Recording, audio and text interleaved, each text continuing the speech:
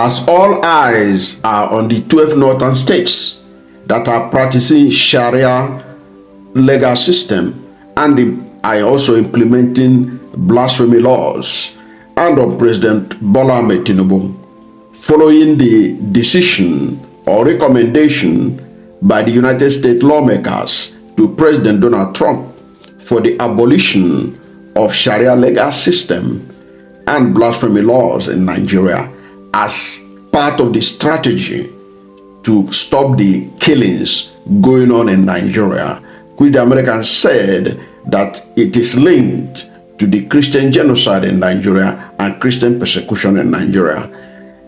A public interest suit is now before the Supreme Court, challenging the legality of the Sharia legal system in Nigeria as being practiced by the 12 northern states that are implementing the Sharia legal system. Now you are going to listen to the lawyer behind this development, and after you listen to him, then we'll come back and we'll talk about it.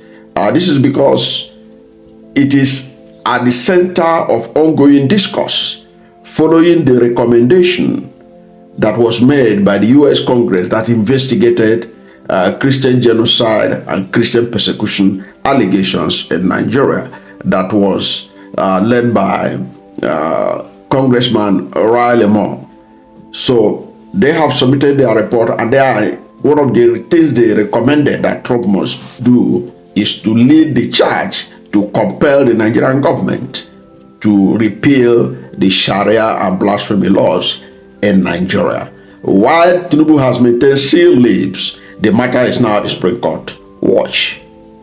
Of the legal dimensions, Nigeria has also been at the receiving end of the Trump style of diplomacy under this current U.S. government, and the recommendations that came through last week from the U.S. Congress, about how Nigerians should tackle, banditry and insurgency problem has received some pushback. Specifically, that bit about the scrapping of the Sharia. The Muslim sections of the country have said we have a right to, govern ourselves the way we are convinced we should. But I'd like you to put a legal interpretation to it within the context of a secular country. Okay.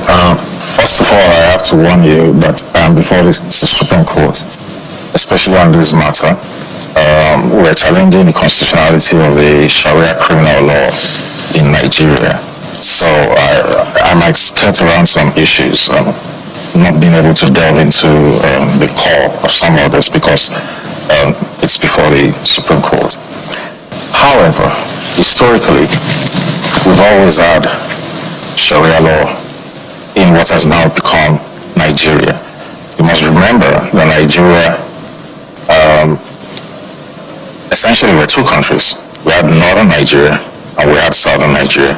It was fused together by the British for economic reasons, which they said the north was not viable, so they had to fuse this country together. The south, which had more economic power, would now power this union known as Nigeria. But to be able to come into this union known as Nigeria, the British wanted was to do away with some bad practices. You remember that there used to be killings of twins in southern Nigeria.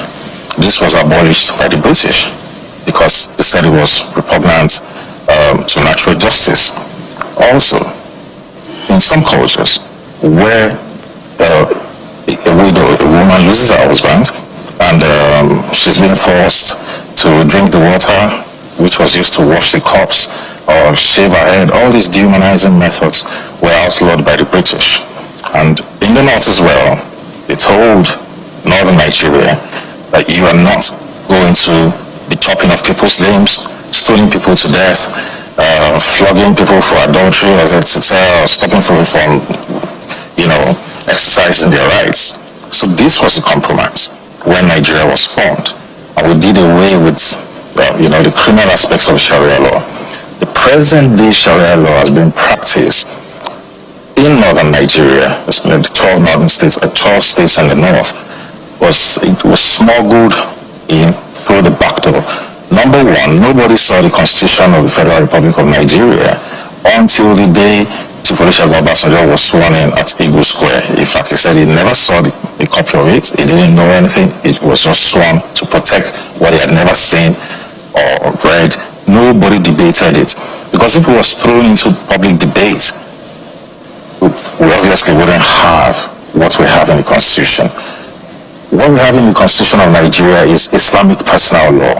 That is what the Supreme Law says. The Constitution is the ground norm. That is what the Supreme Law says in Nigeria. And even with that, it has brought in confusion because there is no specific pronouncement on Islamic criminal law, the Sharia criminal law, which is the aspect that deals with regulation of, if someone commits adultery, someone steals top of his hand. What it talks about, what the Constitution talks about in personal law is, I'm a Muslim, I want to marry more than a wife, or two, or three. It regulates that, how your inheritance is disposed when you've passed away, personal, religious taxations, zakat, etc. That's what it talks about. And you can see where we are now. The constant denial by the government of Nigeria that there is no Christian genocide, etc. That is what has exacerbated what's on ground. And you saw it's been constant years of lobbying in DC, not less than 4 years. That was the international human rights lawyer and 2023 United States Secretary of State's awardee on international religious freedom, Barrister Kola Olapini. Barrister Kola Alapini. That's the man you watched. And he gave you the fact that this matter, he's already defending it in the Supreme Court. It's already before the Supreme Court. That was why he didn't want to go into too much details, because it can be used against him at the Supreme Court if he says everything that he needs to say. So what is obvious now is that it is now a matter of public interest. It is now a matter of public interest what is going on right now on the issue of whether the Sharia court should be allowed, whether the Sharia law should be allowed to continue in the present state, or it should be abolished as being recommended by the United States government. Barrister Kola Alapini also used the opportunity of that interview to give us a breakdown of how the state of the Sharia law was before 1999 Constitution.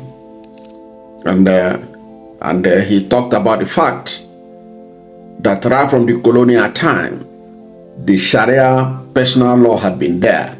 And even at that there were some issues that were moderated by the British, like chopping of hand, that criminal aspect of it, chopping of hand, flogging people for adultery and all that those were not included in the Sharia law that was applicable at that time. That it was the Sharia law that was there was for on personal issues, marriage, divorce, transfer of inheritance and all that. But what we have now under the 1999 Constitution, where hands can be chopped off, where people can be stoned, and all the restrictions that come with the Sharia being practiced in 12 northern states. Now he said they were not there before. And what he said has also corroborated what Dr. Bitrus Pugu said about the implementation of Sharia law in northern Nigeria. Don't forget that Dr. Bitrus Pugu said that the reason why the Middle Belt Forum is backing the repeal of the Sharia law as it is today is because that was not the Sharia legal system that was in practice during the time of Sir Ahmadu Bello as the premier of Northern region. Now, there was some things that he said that Barrister Kola Alapini mentioned that is also interesting to note. He was alleging that the Sharia that we see in the Constitution today, 1999 Constitution today, was smuggled in. He said it was smuggled in, that it was not debated, that there was not a consensus on it. That's what he said. And he also revealed that even Obasanjo himself was frustrated that the constitution they used in swearing him in, he never saw it, he had never seen it before. Okay? There were things there that and he never had time to read. He only saw the constitution the first time when he was sworn in 1999. And you can understand also that Obasanjo himself was in prison. He was imprisoned by Sani Abacha administration, okay, over alleged coup and all that. So you can therefore understand that he was out of the picture. But even those who are not in prison, only very few Nigerians could claim that they saw the constitution until Obasanjo was sworn in, because that constitution was literally created to usher in the democracy that Obasanjo was to lead in 1999. So that's why Lapini say the Sharia we are practicing now was smuggled in. I don't know how he's going to defend it in the Supreme Court, where he said the matter is already there, where they are challenging the legality of the implementation of Sharia law in 12 northern states in Nigeria. But let us also understand